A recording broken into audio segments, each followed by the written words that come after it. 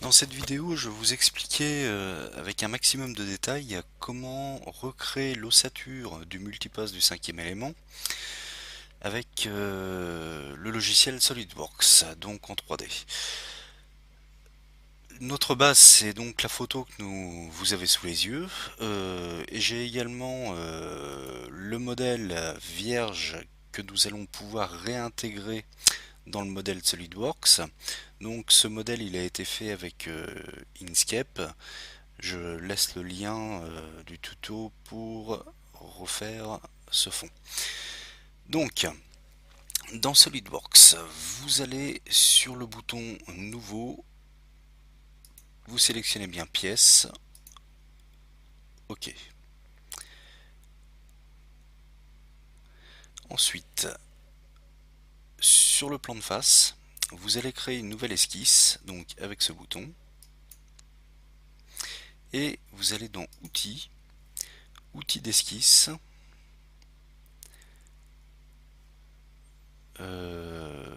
Image d'esquisse, voilà, je le cherchais. Et donc là, je vais sélectionner mon fichier de base, ouvrir, et donc maintenant il faut que nous réglions les dimensions du stickers. Alors dans la réalité, ça doit être 85 mm de large. Bien vérifier que les proportions sont constantes. Voilà, et donc maintenant nous allons pouvoir travailler à l'échelle 1. Pour commencer, ce que nous allons faire, c'est donc importer également la photo du multipass fini, celle-ci, pour pouvoir l'avoir dans la même fenêtre. Ça nous évitera de changer de fenêtre en permanence. Donc ça, vous n'êtes pas obligé de le faire, bien sûr. Je vais donc retourner dans Outils, Outils d'esquisse, Image d'esquisse.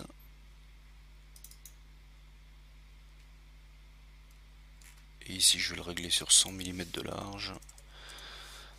Voilà, je le déplace pour l'avoir légèrement au-dessus, pour pas qu'il nous gêne. Et c'est bon. Je valide. Alors, ce que nous allons commencer par faire, c'est créer le contour, c'est-à-dire tout ce qui est au niveau de cette surface, ici, toute cette partie-là également. Le petit surplus en haut, nous allons le laisser. Nous n'allons pas pour l'instant intégrer cette découpe. Nous allons faire ceci, nous allons faire les deux cercles qui sont présents dans cette zone, plus la partie basse, mais sans tenir compte des rectangles blancs et rouges, ainsi que le surplus qu'il y a en gris ici. Nous le ferons seulement après. Alors, concernant les dimensions, nous allons essayer de respecter au mieux ce qu'il y a sur cette photo. Donc, pour commencer, avec l'outil ligne, vous allez commencer par tracer le contour en essayant de bien vous positionner. Alors là, j'ai cliqué une première fois, hein, j'ai bien fait un clic, je ne reste pas appuyé sur la souris pour pouvoir promener mon curseur. Je me place sur le deuxième point et vous voyez que quand je me déplace légèrement, il y a une petite icône jaune qui apparaît avec un petit trait horizontal noir. Ça, c'est le symbole d'horizontalité. Donc c'est ce qu'il nous faut être sûr de l'avoir. Ensuite, alors j'ai donc fait un clic, je descends. Maintenant vous voyez que l'icône jaune elle se met en verticalité. Et nous continuons.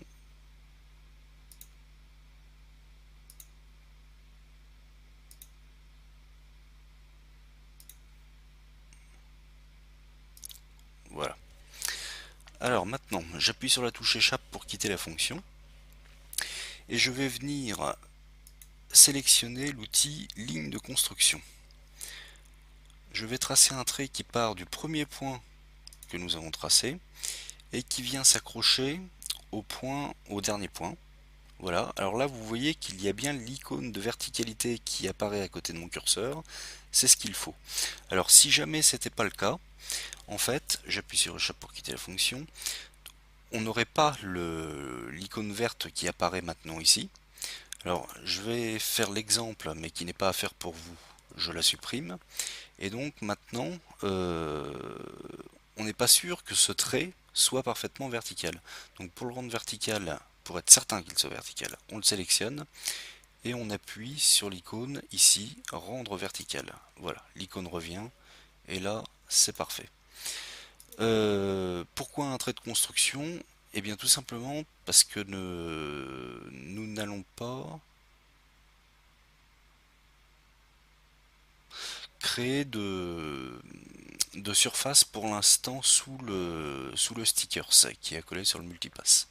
Donc il va nous falloir un pourtour qui réalise vraiment ce que je vous ai fait voir au début et qui va laisser cette partie centrale vide. Vous allez comprendre quand nous allons faire ce qui s'appelle la première extrusion. Alors maintenant, avec l'outil ligne, je vais donc tracer un segment qui mesure à peu près 6 mm de haut. Voilà. Et ensuite, je vais venir m'arrêter dans cette zone, ce qui doit être à peu près à 25 mm du bord de la photo. Donc 25 plus 85, ça nous fait 110. Normalement, ça doit être à peu près là. De toute façon, il y aura possibilité de le modifier après. Et je vais donc continuer. Alors là, il faut venir ici, ce qui est à peu près au niveau du milieu du M. Donc ça nous emmène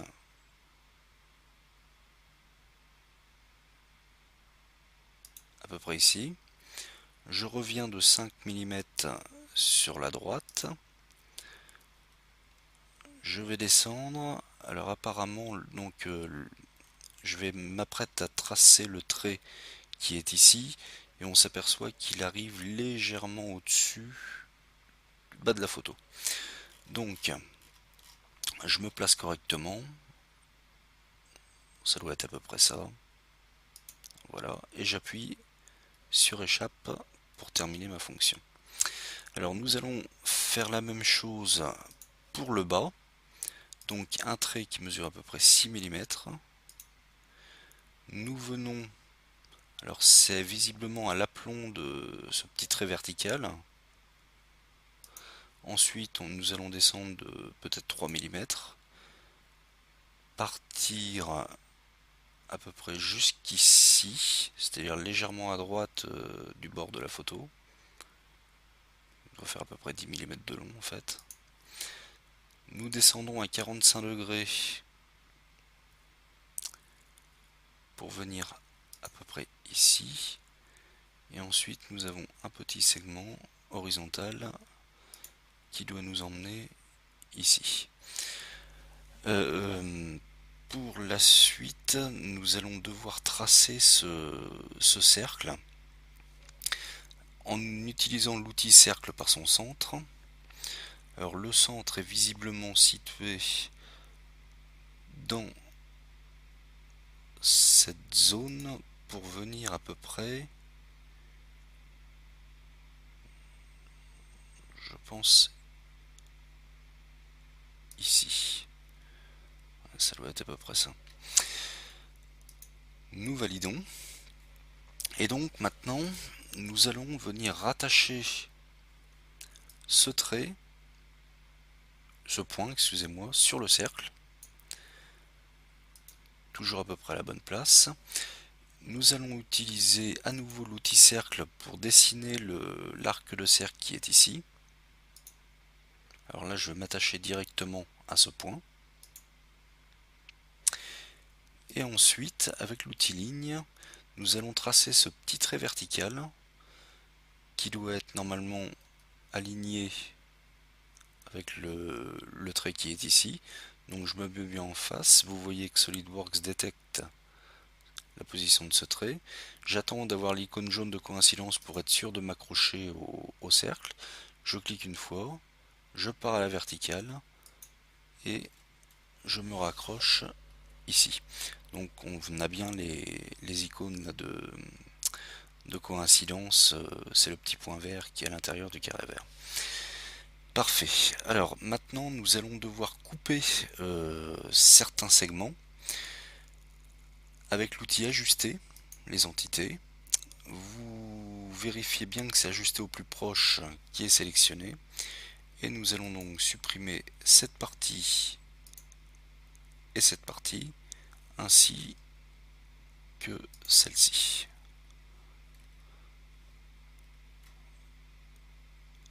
C'est parfait. Alors maintenant, nous allons ce qui s'appelle contraindre l'esquisse pour que tous les traits soient, apparaissent en noir.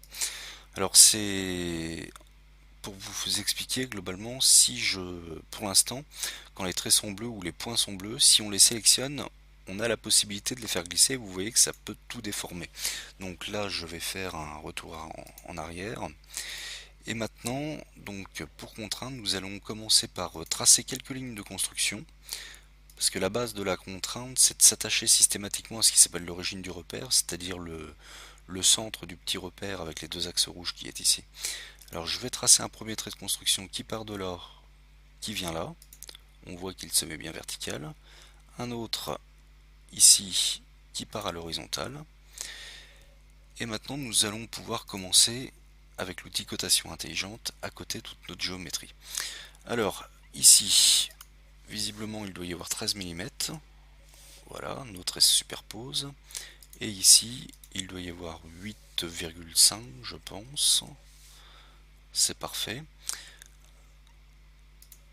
Alors, pour vous montrer un exemple maintenant, ici nous avons un trait qui est devenu noir. Je sais qu'on ne le voit pas très bien. Ici pareil. Par contre, le trait oblique, vous voyez qu'on peut encore le bouger. Alors là, je bouge la souris dans tous les sens et il n'y a vraiment que le trait oblique qui se déplace. Donc, je vais le replacer correctement. Nous allons rajouter une contrainte ici de 8,15 mm, ce sera parfait. Et sur le trait noir qui est ici, nous allons lui mettre 4 mm de haut. Voilà, ça nous a un peu resserré le trait au-dessus. Nous allons continuer avec ce trait que nous pouvons coter à 72 mm. Celui-ci 6 mm. Et donc, tout à l'heure, nous avons dit que ce trait là devait être de la même longueur que celui-ci. Alors, plutôt que de rajouter une cote, nous allons utiliser une autre méthode avec la ligne de construction. Nous en tracerons une qui part de ce point qui vient là. Alors là, le trait il est légèrement oblique. Et en fait, nous allons, alors je termine l'outil ligne, nous allons rajouter une contrainte de verticalité, hop, qui va donc nous ramener notre trait. Nous continuons avec l'outil cotation intelligente, 3 mm. Ici, bon, il est passé à 11. Nous allons le laisser comme ça. Il faut quand même vérifier que ça ne déforme pas trop notre géométrie. Maintenant, nous allons mettre une contrainte entre ce trait et ce trait de... Donc je clique ici, 2,5 mm. Je pense que ça devrait suffire. Ça doit être à peu près ça. Nous avons dit qu'ici, il fallait également mettre 6 mm. Nous allons tracer une ligne de construction qui part de ce point pour arriver ici. Normalement, elle devrait se mettre verticale. Voilà. Nous poursuivons nos cotations avec ce trait que nous allons mettre à 38,5 mm. Ce trait à 11. Et nous pouvons éventuellement mettre une cote ici. Ça doit être 6 mm je pense. Voilà. Alors là vous voyez que maintenant nous avons quasiment toute notre géométrie qui est devenue noire. Il ne reste plus que quelques traits sur la gauche à côté. Alors justement je vais profiter que l'ensemble ne soit pas encore bien figé pour replacer à peu près la géométrie suivant la forme que nous devons obtenir. Donc ici nous avons dit que ce trait devait faire 5 mm. Ce trait donc il est toujours à peu près au niveau du milieu du M. Nous allons lui mettre 13 mm.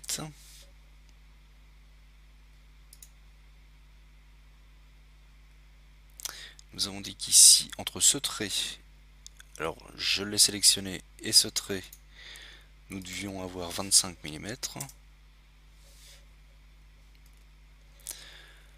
Alors maintenant, vu qu'ici nous avons 6 mm, je pense qu'entre cet arc de cercle et celui-ci, nous devons avoir 3 mm. Nous allons tout de suite les placer. Alors je vais donc sélectionner le cercle. Je sélectionne le petit arc de cercle qui est ici. Ah, alors là, je suis peut-être allé un peu trop vite. Je vais donc modifier la cote en mettant le 3 mm. Voilà. C'est peut-être un peu juste, hein. Il faudra peut-être le agrandir un peu, nous verrons ça après. Ce trait normalement doit être beaucoup plus court. C'est vrai que nous ne l'avons pas coté. Il doit plutôt être dans les 4 mm je pense. Voilà.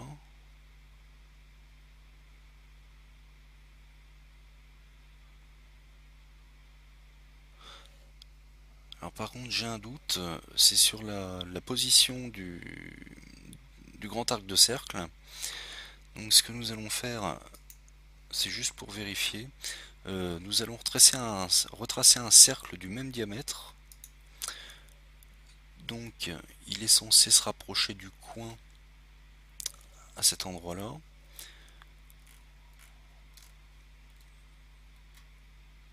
Ouais, je pense qu'il doit être relativement bien placé. Donc je vais terminer et faire un retour en arrière pour l'effacer. Nous pouvons lui mettre une cote de diamètre. Bon, je pense que 15 mm ça devrait être correct. Et j'ai à nouveau un doute. C'est sur la poursuite de cet arc de cercle. Donc c'est pareil, je vais recommencer la même opération. Je vais retracer un cercle qui vient s'accrocher ici. Alors nous voyons que le cercle malheureusement déborde un peu dans la géométrie. Donc ce que nous allons faire, c'est, vu que le diamètre du grand cercle est contraint à un rayon de 18, c'est-à-dire 15 plus 3, nous allons le réduire un peu. Nous allons passer à 14. Voilà, pour qu'il revienne ici. Je pense que ça doit être un petit peu plus judicieux. Bien. Et donc maintenant je sélectionne ce cercle que je supprime pour retrouver notre géométrie d'origine. Alors, ce trait, nous allons donc le contraindre à 30 mm. Et là, il se met en erreur, donc c'est une surcontrainte. Il va falloir la supprimer, donc je la sélectionne, j'appuie sur la touche supprime.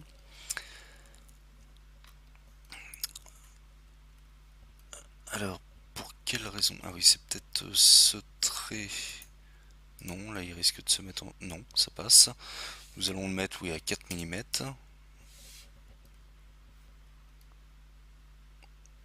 Et nous voyons maintenant que l'esquisse est entièrement noire. Donc elle est totalement contrainte. Ce qui veut dire que si je sélectionne un point quelconque, il est figé, on ne peut plus le déplacer. Bon, nous allons regarder quand même si l'ensemble reste correct. Ça a l'air d'être ça, hein. De toute façon, il faut savoir qu'une fois la pièce finie, on peut venir modifier quelques cotes pour retrouver une géométrie qui serait plus juste. Bien, donc ce que nous avons fait maintenant, vous pouvez constater que c'est un pourtour qui est entièrement fermé et c'est donc lui que nous allons utiliser pour faire notre première extrusion. Donc ici vous allez dans les fonctions, base, bossage, extrusion. Et alors maintenant vous voyez qu'il a sélectionné le pourtour et il veut rajouter de la matière sur une hauteur pour l'instant de 1 mm. Nous allons le placer à 2. Et en plus, nous allons cocher la direction 2 pour mettre de la matière vers l'arrière. Et nous allons mettre peut-être 2,5 mm. Voilà, que nous validons. Parfait. Alors pour la suite, vous allez tourner la pièce en restant appuyé sur la roulette de la souris. Vous sélectionnez cette face et vous appuyez ici sur le bouton Esquisse.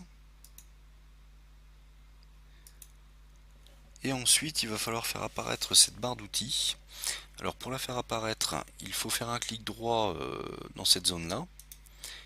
Et il faut vérifier que les vues standards ici soient bien activées. Bon, pour moi c'est le cas, je vais pas appuyer dessus. Et ensuite, une fois que vous aurez la barre d'outils, vous appuyez sur le bouton vue normale. C'est pour se mettre bien en face de notre géométrie. Alors maintenant, vous allez donc sélectionner la face et appuyer sur le bouton convertir les entités. Et en fait, vous allez voir que tous les traits que nous avons tracés tout à l'heure, le pourtour, viennent se recopier dans cette nouvelle esquisse, dans ce nouveau dessin. Ceci étant, on n'a pas besoin de tous les traits, donc je vais sélectionner celui-ci et appuyer sur la touche supprime. Pareil pour celui-ci. Maintenant, je vais faire une fenêtre de sélection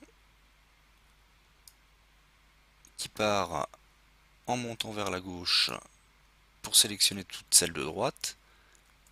J'appuie sur supprime et je vais faire la même chose toujours en partant vers le haut et à gauche, en m'arrêtant ici. Je rappuie sur la touche supprime. Donc maintenant nous avons plus que ce trait, celui-ci, jusqu'ici. Et nous allons rajouter une ligne qui part de ce point et qui vient jusqu'à celui-ci. Nous le validons et donc maintenant nous avons l'équivalent de la surface du sticker, ce qui est pleine. Vous allez dans fonction, base bossage extrusion, et donc là par défaut, si je tourne ma vue, vous voyez qu'il veut emmener la matière vers l'arrière, et donc nous allons inverser ça sur une épaisseur de 2,5 mm en appuyant sur cette petite icône ici pour inverser la direction. Voilà, ça y est, c'est fait. Et nous validons. Alors, il va être temps d'enregistrer la pièce. Donc, multipasse.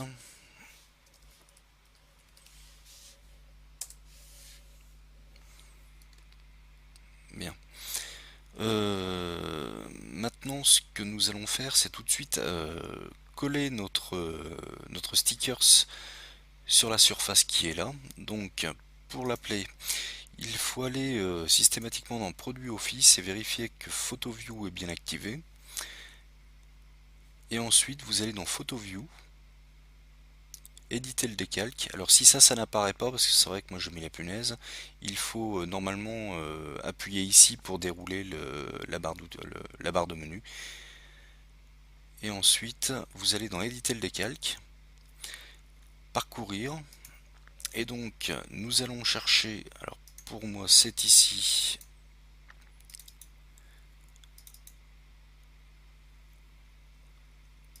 le stickers, ouvrir, je sélectionne la surface sur laquelle nous voulons l'appliquer, et maintenant dans projection, il faut ajuster la largeur à la sélection.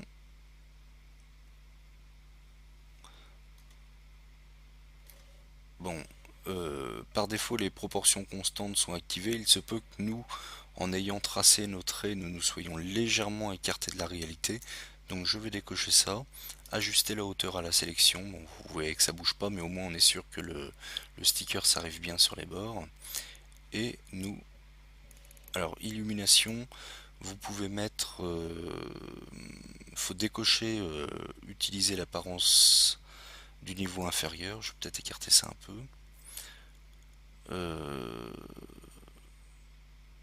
Rajouter peut-être un petit peu d'intensité lumineuse, ça c'est les outils pour le rendu, on le fera à la fin. Et nous validons. Bien. Alors par contre, vous avez remarqué que quand nous avons créé la première extrusion, nous avons perdu le modèle. Donc ça c'est pareil, vous n'allez pas le faire, mais moi je vais être obligé de le faire. Je vais créer une nouvelle esquisse. Sur cette face là par exemple. je vais aller dans outils, outils d'esquisse, image d'esquisse, rechercher le modèle, que je règle à nouveau à 100 mm de large, et que je vais déplacer au-dessus. Voilà, ici ça va pas nous gêner. Bien. Alors, deuxième opération, nous allons creuser les formes de vagues. Alors, avec un outil qui s'appelle les splines, c'est pour faire des courbes quelconques. Alors, pour commencer, vous voyez que la spline, elle part légèrement à droite du P. Et la première bosse doit être à peu près entre les deux S, légèrement sur la gauche. Alors, bon, pour moi, je termine l'esquisse. Et nous allons, sur cette face, créer une nouvelle esquisse. Bouton vue normale. Et donc maintenant, avec l'outil spline qui est ici, nous allons nous accrocher. Alors, nous avons dit au début du P, donc là. Je vais tracer un point à peu près dans cette zone-là. Un autre ici. Et un dernier, donc. Alors, il faut faire un double clic en fait pour le dernier point. Ici, voilà. Alors, vous voyez que maintenant notre spline elle est définie par 4 points. Et les flèches grises qui apparaissent ici, c'est ce qu'on appelle des flèches de tangence. Alors, je vais valider la spline, la resélectionner, et donc je vais sélectionner cette poignée pour la rendre horizontale. Alors en fait la raison est simple, c'est qu'ici vous voyez que notre spline elle déborde un peu de la géométrie, et ça il faut absolument pas parce que sinon ça nous ferait un plat ici. Donc je la rends horizontale, nous vérifions que ça correspond à peu près à ce que nous voulons obtenir, mais il me semble que c'est pas le cas. Donc pareil, celle-ci je la sélectionne, je vais la rendre horizontale et je vais sélectionner le point pour le descendre légèrement. Ça doit plutôt être dans cette zone là, je pense. Voilà. Alors maintenant, au niveau de la cotation, nous allons d'abord tracer la géométrie autour. Avec l'outil ligne, vous allez faire un trait vertical qui part d'ici et qui vient légèrement au-dessus de la pièce. Ensuite, vous allez partir sur la droite à la hauteur de ce point-là. Donc vous attendez bien que les pointillés apparaissent. Et nous allons fermer notre contour en cliquant une dernière fois ici. Et maintenant, avec l'outil cotation intelligente, je vais régler la largeur à 32,5 mm. Parfait. Et donc, entre ce trait et ce trait, je vais placer une cote de 3 mm, mais qui est vraiment pas importante. Le tout, c'est d'avoir un pourtour fermé qui soit au-dessus de notre spline pour que nous puissions retirer la matière. Bon, le reste va rester bleu. Dans l'immédiat, c'est pas trop gênant. Si nous voulions, nous pouvons également placer des cotes sans les modifier. Il n'y a pas d'importance. Par exemple ici, en hauteur, 3,42. Voilà. Ça pourra peut-être être utile si on veut modifier, mais je pense pas. Bien, alors maintenant, vous allez dans Fonction, enlèvement de matière. Et ici, plutôt que de rentrer la longueur, vous allez sélectionner à travers tout et vous pouvez valider. Bien. Alors, vu la méthode utilisée, surtout avec les splines, ça serait délicat de refaire la même chose en bas, vu que c'est exactement la même forme. Nous aurions toujours une petite différence à moins d'avoir rentré toutes les cotes. Mais il y a une autre méthode qui est plus rapide, c'est bien sûr la symétrie. Nous allons l'utiliser, par contre, nous voyons qu'il n'y a pas de plan de symétrie pour refaire cette géométrie, donc nous allons en créer un en plein milieu de cette surface-là. Alors, dans les fonctions, ici, il doit y avoir un bouton géométrie de référence, voilà. Vous le déroulez et vous sélectionnez plan. Ensuite, il faut sélectionner cette surface je tourne ma pièce, je vais chercher ça sur la surface opposée, et donc par défaut vous voyez qu'il va créer un plan milieu. Nous allons le valider, et ensuite avec la touche contrôle du clavier, je sélectionne ce plan, je sélectionne l'enlèvement de matière, et ici je vais dérouler sous la répétition linéaire la flèche, je vais appuyer sur symétrie, et donc là on voit qu'il veut nous refaire la même chose sur le bas. Nous validons. Alors maintenant, ce que nous allons faire, c'est arrondir les arêtes qui sont ici et en dessous avec l'outil congé. Vous allez garder le 1 mm et vous allez sélectionner cette arête plus celle-ci. Vous validez. Et donc nous allons apporter une petite modification pour éviter que cette arête ici soit pointue, parce que ça serait relativement fragile et cassant. Donc nous allons l'arrondir. Alors pas possible d'utiliser ici l'outil congé il me semble, vu que l'arête se poursuit ensuite sur le bord d'une face. Ça fait une géométrie très particulière, donc nous allons utiliser la même méthode d'enlèvement de matière que pour faire le haut. Alors sur cette surface, vous créez une nouvelle esquisse, toujours le bouton vue normale. Je clique dans une partie vide de l'écran pour tout désélectionner, et donc maintenant je vais sélectionner la spline, l'arête avec la touche contrôle, l'arête qui est ici, j'appuie sur convertir les entités, et avec l'outil arc par 3 points, je vais tracer un arc qui est légèrement en angle, ici, et un troisième point à peu près ici. Voilà. Alors maintenant, ce que nous allons faire, c'est rajouter des contraintes de tangence entre la spline que je sélectionne avec la touche contrôle, je sélectionne mon arc, tangence, et vous voyez que maintenant on a vraiment la continuité entre la spline et l'arc de cercle. Et nous allons faire la même chose entre le trait horizontal et l'arc de cercle avec la touche contrôle, tangence, et donc maintenant nous avons toujours la continuité entre la droite et l'arc de cercle. Pour finir, nous allons ajuster les entités en coupant la spline de ce côté-là et la ligne droite de ce côté, et nous allons terminer par mettre un rayon sur l'arc de cercle de 0,5 mm, ce qui fait qu'ici en fait nous avons un pourtour fermé.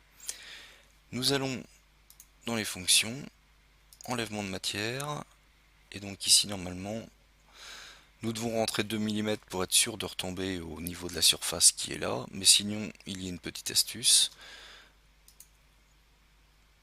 Jusqu'à la surface, plutôt que le borgne, et nous sélectionnons la surface du fond, et il va retirer la matière jusque là. Alors nous allons peut-être tenter d'utiliser la fonction de symétrie, mais je suis pas sûr que ça fonctionne, pour refaire la même chose en bas. Alors donc je sélectionne le plan de symétrie avec la touche contrôle, le dernier enlèvement de matière, symétrie, si ça fonctionne, donc c'est parfait. Et maintenant, avec l'outil congé, nous allons arrondir l'arête qui est ici, suivi de sa symétrique. Nous validons. Voilà, et nous pouvons considérer que la partie de droite est terminée. Bien. Ce que nous allons pouvoir faire, c'est également créer un arrondi ici et ici. Et ensuite, nous allons pouvoir percer le trou qui doit permettre de faire passer la chaîne pour l'accrocher autour du cou. Donc, avec l'outil congé, vous allez sélectionner cette arête et celle-ci. 1 mm, ouais, ça devrait être suffisant. Et Sur cette surface, vous allez créer une nouvelle esquisse, un cercle. Alors, apparemment son centre doit être au niveau du haut du stickers. Alors ce que nous allons plutôt faire, c'est tracer une ligne de construction qui part de ce point, qui vient à peu près ici. Et maintenant nous allons tracer notre cercle. Donc de là, vous faites attention de ne pas vous accrocher à une géométrie, par exemple comme ici. Voilà. Cotation intelligente. Donc le trou, je pense qu'il doit faire à peu près 3,5 mm de diamètre. Et nous allons essayer de le rapprocher un peu du bord en cotant le trait de construction. Je pense que si nous le passons à 33, ça sera mieux. Il est peut-être un peu trop près. 32,5. Voilà. Et maintenant, fonction enlèvement de matière à travers tout.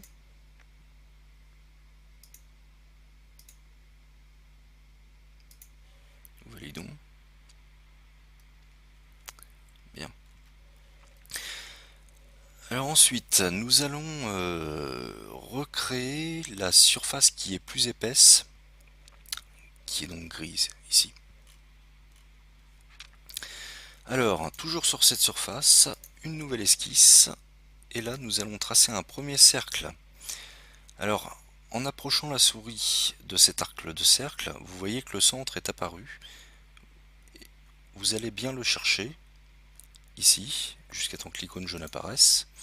Et donc, vous allez vous accrocher à ce point.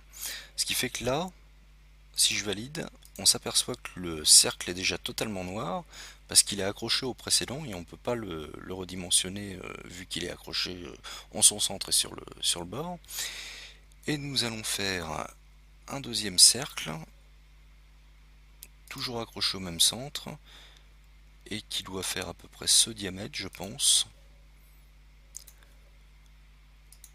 Nous allons le coter à 21 mm, ça devrait être parfait. Et ensuite, fonction,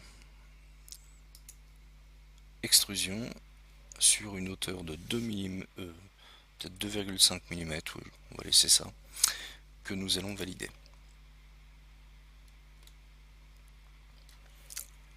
Bien. Alors, ensuite, qu'avons-nous à faire? Bien, nous allons par exemple pouvoir recréer le premier carré gris, ici, suivi des rectangles blancs et rouges. Alors, je repère à peu près l'endroit où il doit se situer. D'accord. Donc, sur cette face, une nouvelle esquisse, vue normale, et avec l'outil rectangle, je vais donc tracer quelque chose qui doit partir à peu près d'ici et qui vient là. Alors pour le côté, ça va être un peu plus long. Je vais placer les cotes qui sont proches de ce que j'ai rentré manuellement. Alors là, nous avons donc les deux côtés du rectangle qui sont cotés. Et maintenant, pour le contraindre, il va falloir s'accrocher sur le point de l'origine du repère. Ce trait-là. Nous allons peut-être 1,50 mm. Et pareil, entre ce point et celui-ci, où nous allons mettre 6 mm, qui normalement devrait suffire. Alors je vérifie quand même qu'il est bien placé. Ouais, c'est pas trop mal. Nous allons peut-être ici plutôt passer à 0,5.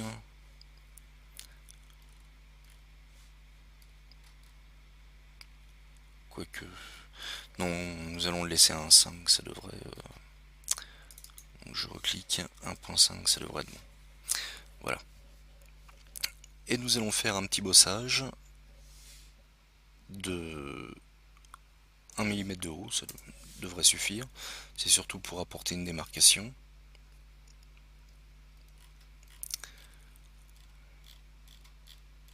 Bon, dans la réalité, ça fait peut-être un peu plus quand même. Ça doit plutôt faire 2. Alors justement, vu que c'est une opération qu'on n'a toujours pas fait, on va le modifier. Un clic droit sur le bossage donc, qui correspond à cette fonction.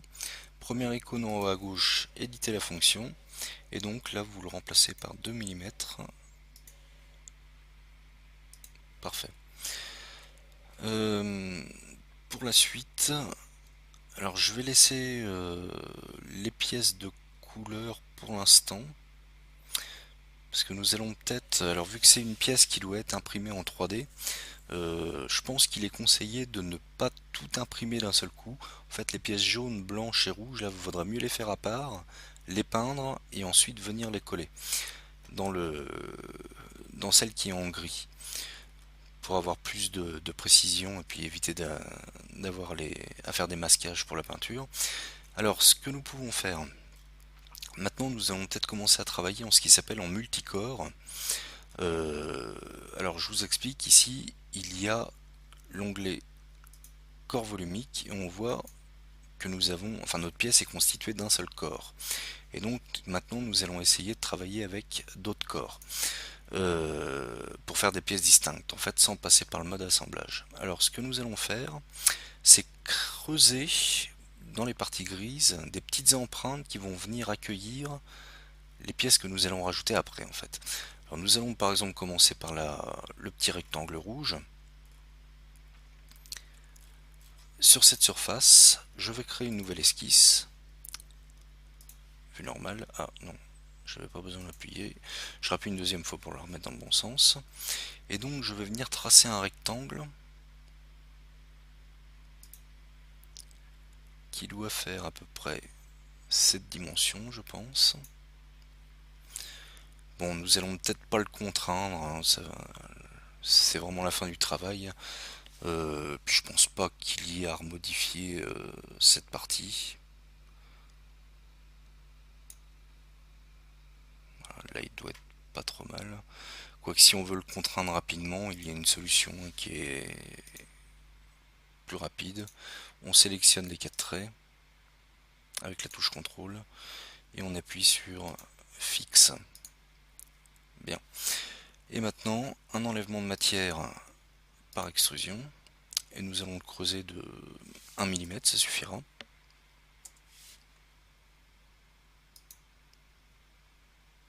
Voilà. Alors je me remets dans une vue en 3D pour bien voir le travail. Et maintenant, je vais créer une esquisse sur le fond de ce rectangle. Je laisse la surface sélectionnée, j'appuie sur convertir les entités. Donc on voit que ça les a ramenés. Et maintenant, je vais aller dans l'extrusion. Alors vous, c'est dans fonction extrusion ici. Si vous n'avez pas fait apparaître cette barre d'outils. Et donc maintenant, plutôt que de monter de 1 mm, nous allons monter de 3 mm. Mais par contre, nous allons ici décocher, fusionner le résultat. Nous validons. Et en fait, maintenant, vous voyez qu'on a un deuxième corps volumique qui est apparu. Et ça va être très pratique donc pour créer notre impression 3D pour la suite. Alors, nous allons faire la même opération ici. Je vérifie les dimensions. D'accord.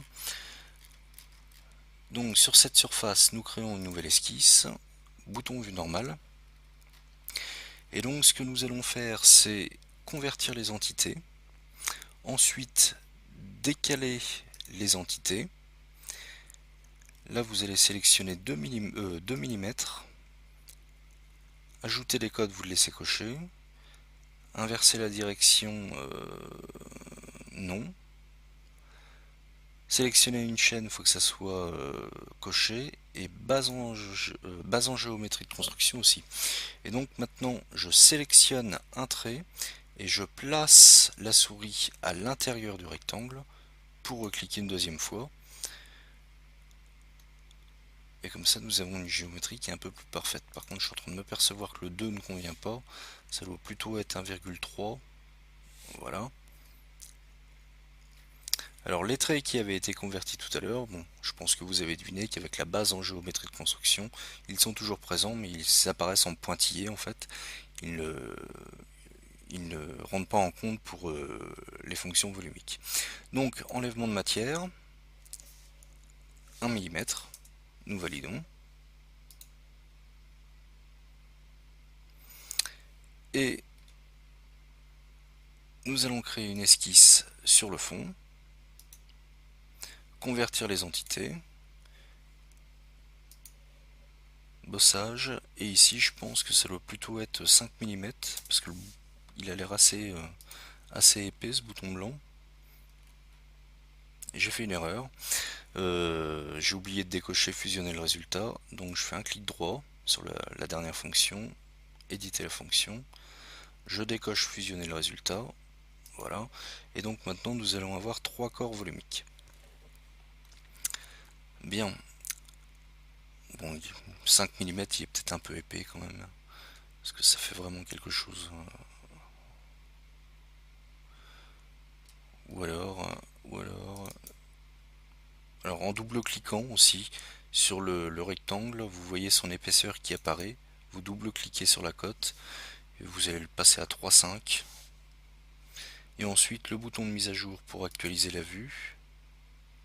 Voilà, je pense que c'est un petit peu plus raisonnable. Alors pour bien les démarquer, le, le premier rectangle, vous allez le sélectionner ici. Vous allez dans Apparence. Je suis en train de faire une erreur. Vous allez dans Photo View, éditer l'apparence. Et donc ici, vous allez dérouler les apparences, plastique, très brillant. Et donc là, vous allez sélectionner un plastique rouge en double-cliquant dessus. Vous validez. Et nous allons faire pareil pour ce rectangle.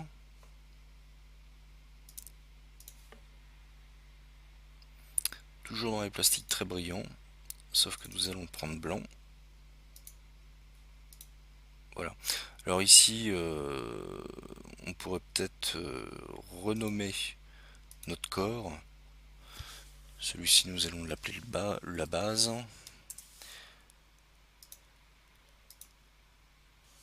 Le blanc.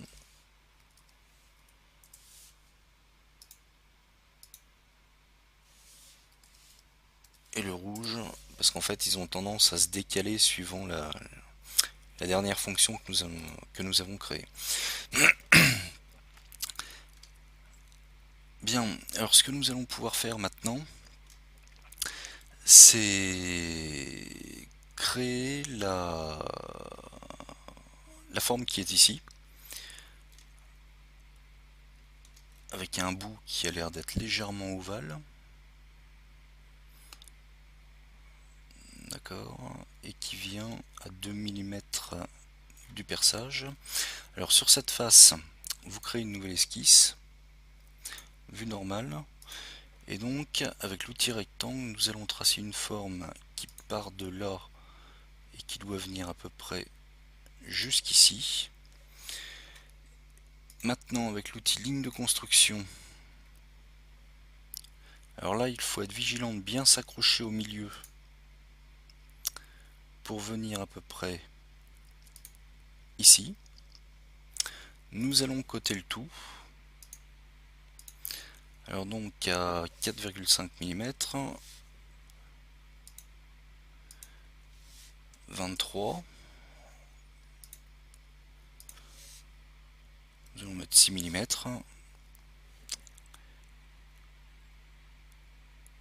Et ce que nous pouvons faire,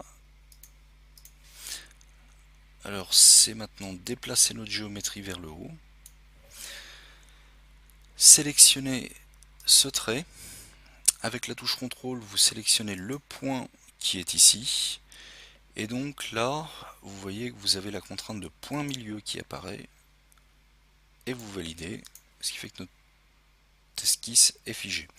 Et donc maintenant avec l'outil spline, vous allez tracer une spline qui part de ce point, qui passe par celui-ci et qui vient, donc double clic pour le dernier point, ici.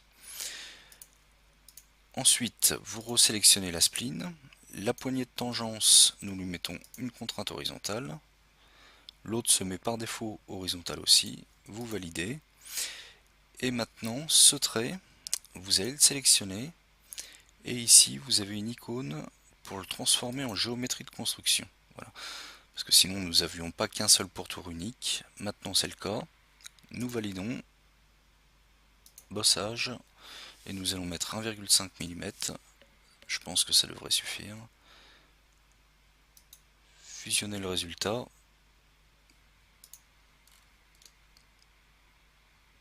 Ça donne quelque chose qui est assez honnête, que nous allons cependant arrondir. Alors peut-être pas 1 mm, mais 0,5 au niveau du congé. Et vous pouvez sélectionner par exemple cette entité, plus celle-ci, que nous validons. Voilà. Alors maintenant, ce que nous allons faire, c'est donc tracer la forme qui est ici. Alors pas les rainures, hein, nous allons juste tracer le pourtour. Et là, je pense que nous risquons d'avoir un petit problème.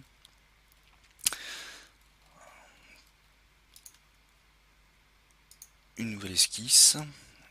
Alors, nous allons commencer par tracer un trait qui part de ce point qui vient jusqu'ici. J'appuie sur échappe. Une ligne horizontale qui doit venir, je ne sais plus, à peu près ici, qui redescend dans cette zone.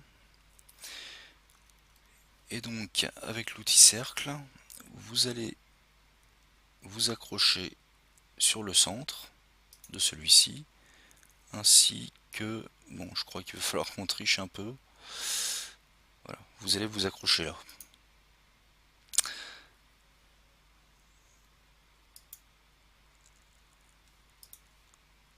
Alors normalement, ouais, les deux devraient être bien superposés. Euh, nous allons. C'est vraiment ennuyeux. Ah, on aurait dû le faire dès le début en fait. Celui-ci, on aurait dû le contraindre en coïncidence avec ce point. Mais bon, c'est... De toute façon, ça nous aurait déformé un peu la géométrie. Nous allons le modifier tout de suite. Allez, allons-y. Alors, pour le modifier, donc, ce qu'il va falloir, c'est rééditer la première esquisse qui nous a servi à faire le bossage, donc ici. Et je pense qu'il va falloir lui rajouter à peu près 1,5 mm. Donc ça l'emmènerait à 4,5. Et là, il se met en erreur. Alors si je supprime cette cote et que je place celui-ci à 4,5, ça devrait être mieux.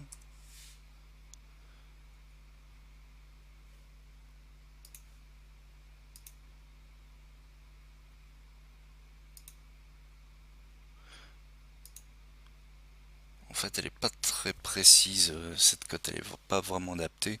Donc nous allons plutôt tracer une cote entre ce trait et ce trait. Non, c'est bizarre. Bon, allez, nous allons laisser la cote de hauteur. Ça suffira, voilà. Bien, alors est-ce que maintenant, oui, on s'aperçoit que nos traits sont quand même beaucoup plus rapprochés, c'est mieux. Alors nous allons rééditer notre dernière esquisse que nous n'avons pas terminée.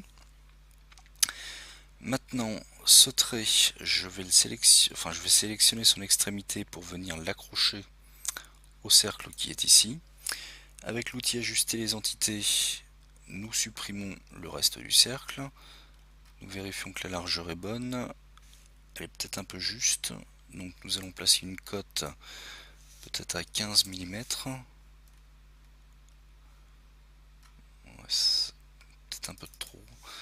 14. Voilà, ça devrait être beaucoup mieux. Et nous allons lui retirer avec l'enlèvement de matière, 1,5 mm.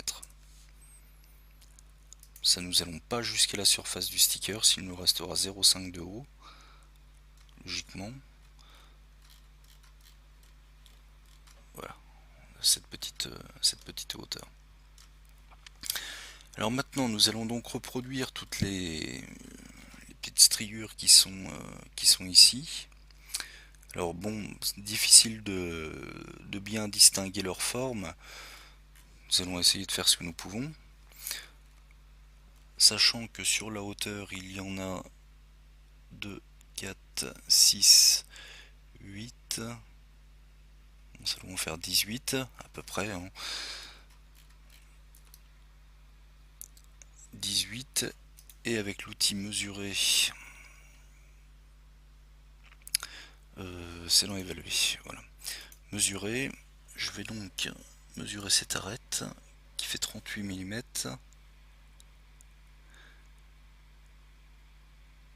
D'accord, ce qui nous fait une empreinte pour en avoir 18 qui fasse un peu moins de 2 mm de large. Bien. Alors sur cette surface, vous allez créer une nouvelle esquisse, vue normale.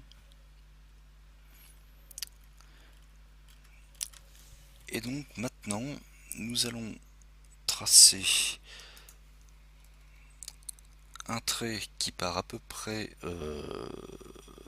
d'ici, qui doit mesurer à peu près 1 mm de long, je pense.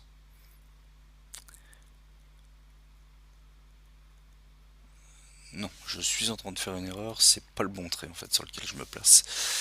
Ça ça correspond à la surface du stickers, donc je recommence sur cette surface, voilà. Donc un trait qui fasse à peu près 1 mm de long. Ce que nous pouvons faire, c'est tracer un autre trait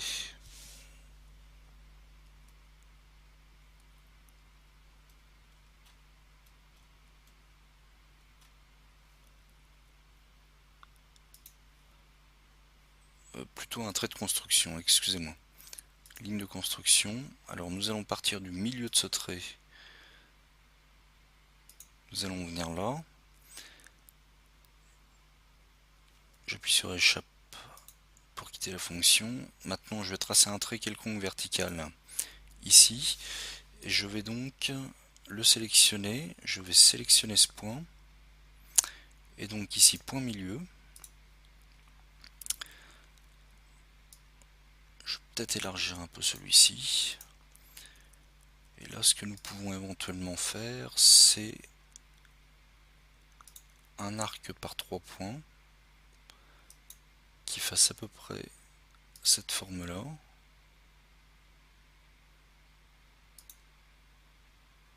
Alors volontairement, je vais le mettre comme ceci. Nous allons commencer à côté. Donc ici, nous allons mettre 1.5. 0,8, ça devrait être bon. Ici, un rayon de 1,40, 1,5. Et maintenant, avec la touche contrôle, je sélectionne les deux rayons, rendre égal. Et nous allons rajouter une dernière cote sur ce trait. 0,75, c'est parfait. Bien. Alors nous allons un peu descendre ça. Et nous allons rajouter une cote entre ce trait et ce point de 0,5. Voilà. Et notre esquisse est totalement contrainte. Nous validons. Et alors maintenant, nous allons faire un bossage. J'inverse la direction. Et ici, jusqu'à la prochaine surface. Voilà. Maintenant, vous allez sélectionner... non, excusez-moi. Vous allez dans les fonctions, répétition linéaire. Alors, la direction de la répétition, ça va être cette arête. La fonction à répéter, c'est donc celle-ci. Et là, nous allons augmenter le nombre jusqu'à 18.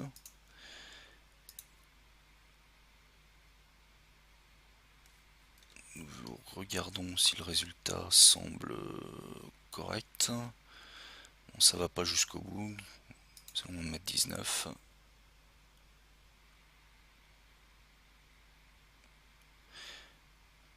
Que nous validons. Voilà.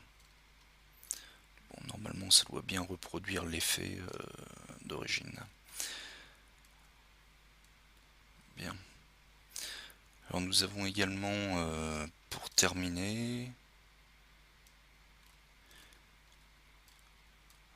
cette géométrie à rajouter, qui est un peu plus courte, d'accord.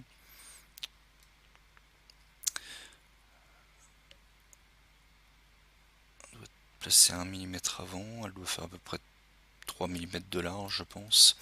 Donc, sur cette surface, vous pouvez créer une nouvelle esquisse, vue normale. Hop, je retourne dans les esquisses. Donc, maintenant, je vais tracer un trait qui part de là et qui fait 4 mm de haut.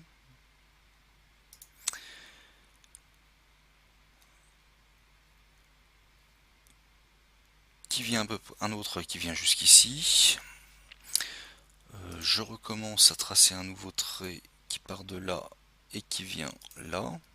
J'aurais pu le convertir d'ailleurs, je vais le faire pour la suite. Je sélectionne l'arc que le cercle qui est ici, convertir les entités.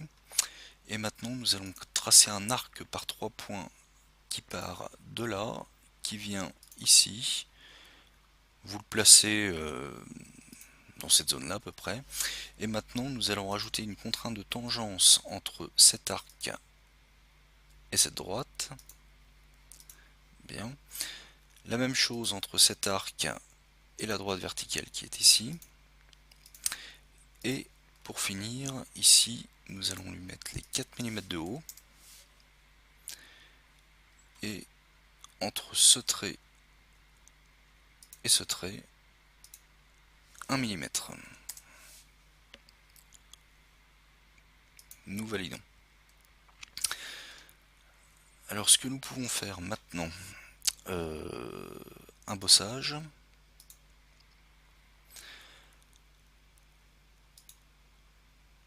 Jusqu'à la surface.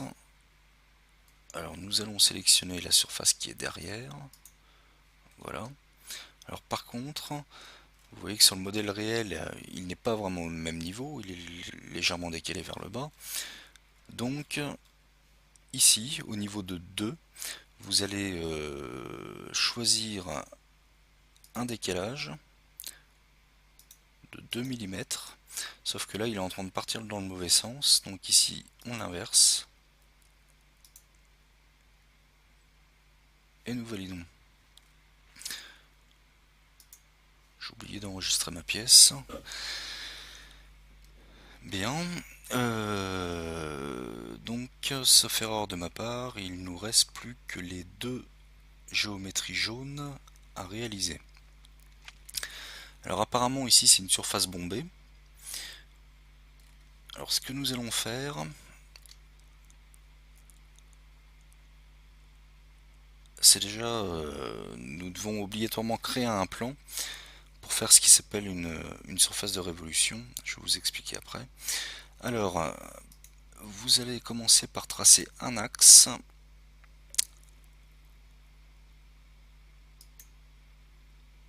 Qui passe par le centre de cette surface cylindrique. Bien. Maintenant, vous allez créer un plan. Excusez-moi, un point. Point central de l'arc. Ici.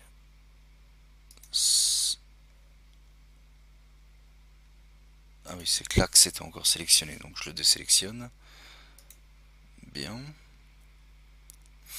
Maintenant, nous allons créer un plan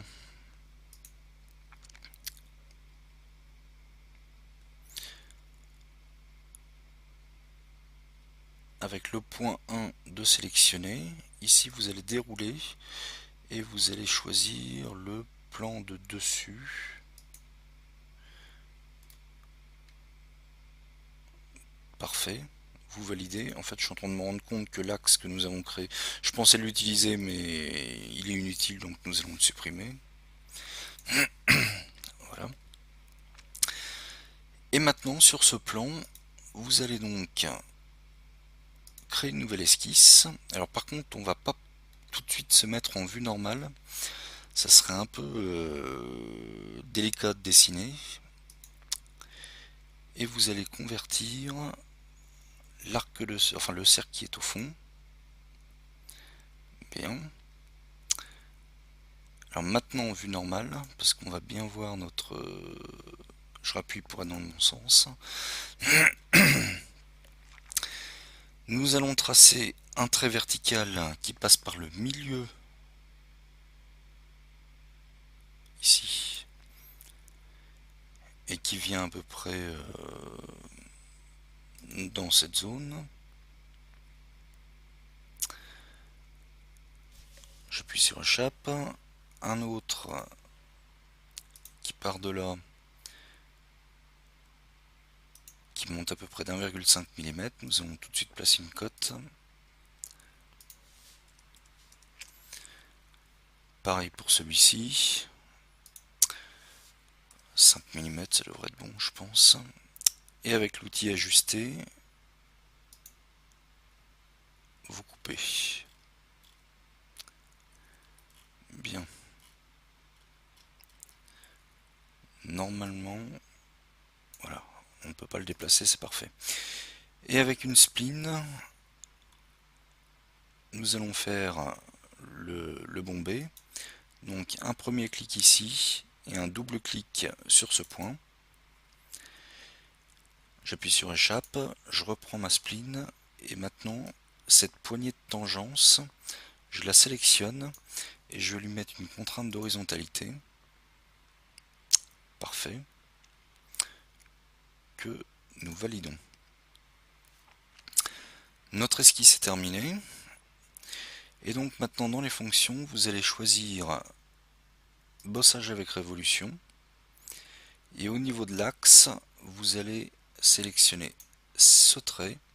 Vous décochez bien fusionner le résultat. Et vous validez. Donc je pense que ça doit reproduire à peu près le même, pardon, à peu près le même effet.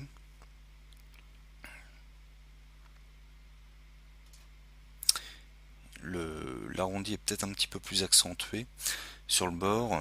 Alors nous allons faire éditer l'esquisse, vue normale.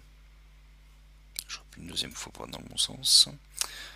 Je sélectionne la spin. Et donc maintenant je vais prendre cette poignée pour venir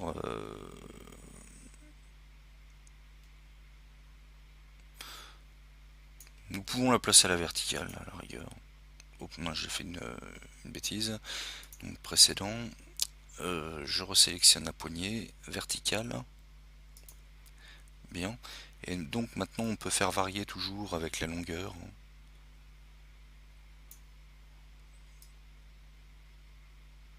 C'est peut-être plus ceci. Nous validons. Nous allons renommer notre révolution que nous pouvons appeler bouton jaune.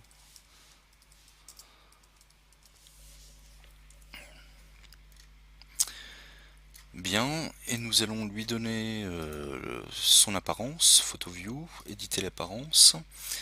Et alors là, ça va être un plastique très brillant, de couleur jaune. J'espère qu'il y en a un. Parfait. Par contre, il me semble qu'il y ait une légère transparence dans le modèle d'origine, quoique, non, peut-être pas.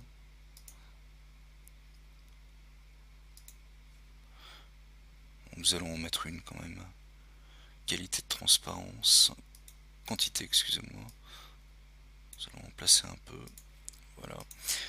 Et si vous le souhaitez, bah, à la rigueur, nous pouvons enregistrer puis faire notre premier rendu pour voir ce que ça donne.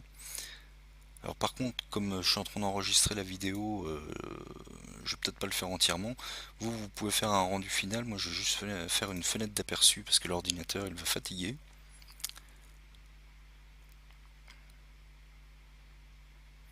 J'espère que ça va pas être trop long.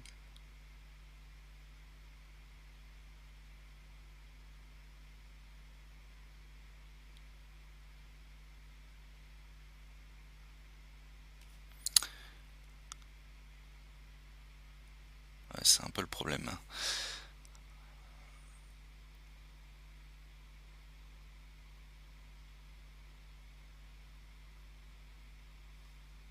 Bien.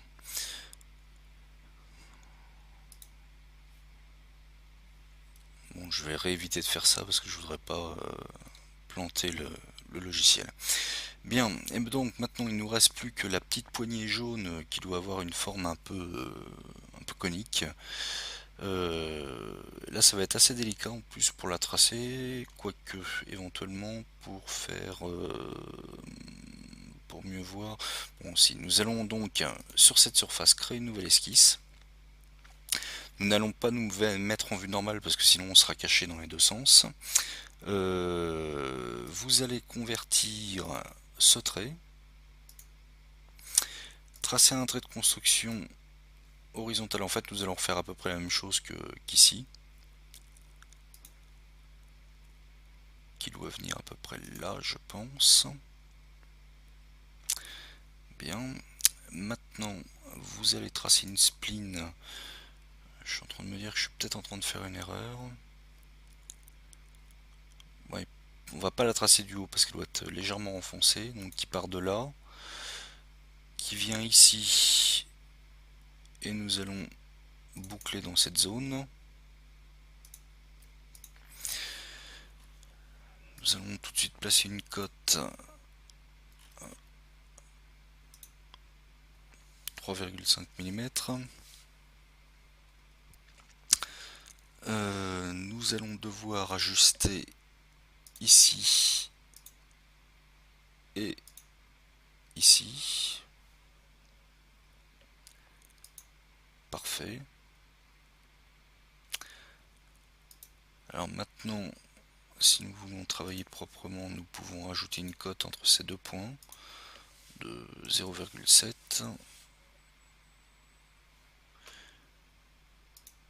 Et je vais vous faire voir une petite astuce. Ligne de construction, donc entre ce point et ce point. Et je vais recommencer entre ce point et ce point. J'appuie sur échappe, je vais sélectionner ces deux traits de construction, je rends égal, comme ça nous savons que notre spline est bien centré entre les deux faces. Et donc maintenant, un bossage. Alors jusqu'à la prochaine surface, vu qu'elle est bombée en plus, elle est cylindrique. Donc ici, vous décochez bien fusionner le résultat, vous validez. Et il ne nous reste plus qu'à copier les propriétés du bouton au niveau de la couleur.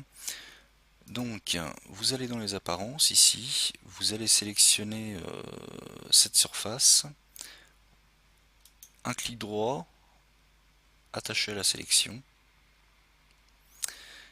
et maintenant on s'aperçoit que c'est de la même couleur. Bien, bah écoutez, je pense que le multiplace c'est terminé. Faire un dernier tour, mais ça m'a l'air correct. Nous enregistrons le travail. Vous pouvez faire des rendus en jouant sur les scènes si vous voulez. Faut lui donner une perspective si possible pour en faire une photo. Et ici vous avez donc plusieurs scènes qui sont disponibles. Bon, celle sur fond blanc, enfin celle par défaut, c'est vrai qu'elle convient assez bien à faire des vues assez intéressantes. Bon, celles qui ont des fonds aussi peuvent pourquoi pas servir. Et vous avez également celle du bas, où vous avez une scène en arrière-plan. Je pense pas que ce soit vraiment adapté pour notre modèle. Voilà.